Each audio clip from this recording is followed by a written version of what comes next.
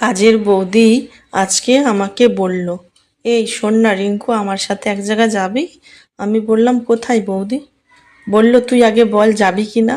আমি বললাম, দেখো বৌদি, স্বামীর না পারমিশন নিয়ে তোমাকে আমি হ্যাঁ কি না বলে দিই কি করে বলো তো? বলছে, আরে আমার মামার ছেলের বিয়ে পড়েছে, চল না রে, যাবো। দরকার হয় বউ ভাতের দিনকে যাব, বিয়ের দিনকে যাব না। আমি বললাম, বিয়ের দিনকে কেন যাবে না? বৌদি বলল, একা যেতে ভালো লাগছে না রে, তুই যদি আমার সাথে যেতিস না, বেশ মজা হতো। আর আমার মামি টামি না, অনেক দিন মামির দিকে দেখিনি, তাদের সাথে সেরকমভাবে কথা টথাও বলি না।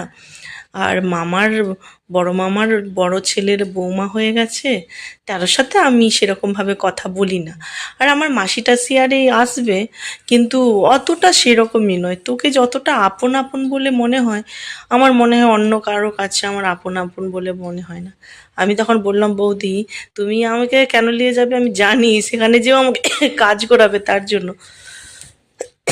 তখন বৌদি বলল, না রে, তোর এই তো ঠান্ডা লেগেছে, তুই কাশছিস, তোকে নিয়ে যে কাজ করাবো কেন? একদমই কাজ করাবো না, তোর ঠান্ডায় গোলা টোলা বসে গেছে। আমরা 4 চাকা গাড়িতে যাব, সেখানে যেয়ে যদি বলিস কোনো বরযাত্রী যাবো, তো 4 চাকা গাড়িতে যেয়ে বরযাত্রী চলে যাব, ওখানে খাওয়া দাওয়া করে চলে আসব। তারপরের দিন বউ ভাতে আবার যাব, আর তোর মেয়েকে নিয়ে নিবি। তখন আমি বললাম, ঠিক আছে বৌদি, আমি কর্তামশাইকে জানিয়ে তোমাকে বলছি। তখন বললো, এই তোর বরকে আমি ফোন লাগাচ্ছি, বলেই বরকে ফোন লাগিয়ে দিল। বর্মশাইকে বলতেই বর্মশাই বলছে, হ্যাঁ হ্যাঁ যাক না, আমার কোনো অসুবিধা নেই, পারলে আমাকে যদি নিয়ে যাও আমিও চলে যাব। বৌদি বলল, ঠিক আছে, তাহলে তোমরা 3জনেই বেরিয়ে পড়ো কিন্তু।